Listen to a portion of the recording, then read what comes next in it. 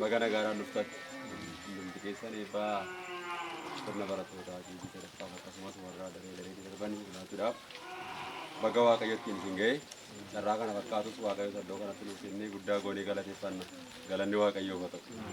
Akkasumas warra mana barumsaa kana nu wajjin hojjechaa jiran bu'uura mana barumsaa kanaa kan ka'an amma har'aattis immoo irratti hojjechaa kan jiran obboloota keenya warra biyya bakkee waa'ee isaaniis waaqayyoon galateeffanna. Isaanis itti waaqayyoo isaanii eebbisuu akkasumas immoo akkasumas guyyaa har'aa kana iddoo kanatti waa lama kan raawwate burqaa obboloonni keenya biyya bakkee ta'anii biyya kanatti hojjetan biyya sadii kaasee hojjetamaa kan jiru guyyaa har'aa kana sirna eebba isaa lagatti raawwannee dhufne obboloota keenya guyyaa har'aa konkolaataadhaan karaa dheeraan mana kana ga'uudha deemanii nu biratti argamanii sirna waaqeffannaa wajjin xumurree sirna bishaan eebbaa sanas wajjin xumurree amma immoo sirna eebbaa barattootaa kanarratti argamanis waaqayyoo isaan eebbisu waaqayyoo baga isaan gargaarichaa haasaa baay'een haasa'ameera. Akka maatii barattootaattis haasa'aniiru akka waajjira barnootaattis haasa'aniiru.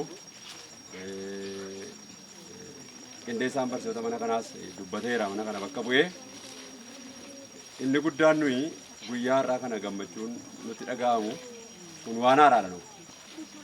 Jalqaba isaa agarre malee har'a xumura isaa jalqabaa waaqayyo nu agarsiiseera. Bara 2010 jalqabe inni barumsaa kun iddoo kanatti keejii kana banuu jechuudha.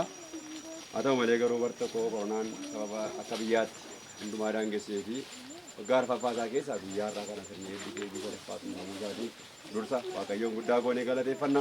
Waaqayyo inni jalqaba kana nu agarsiise immoo amma xumuraatti kan nu wajjin jiru namanna.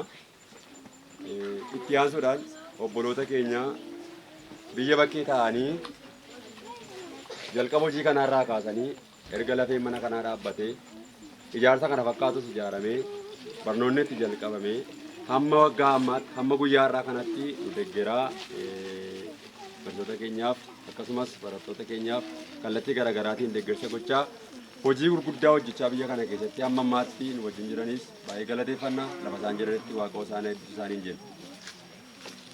Kanuma faana wanti an dubbadhu yoo jiraate sila obboleessi koo kaasee dabarsiisaanii jaalala waaqayyoo ta'ee ijoolleen keejii sadaffaa baratan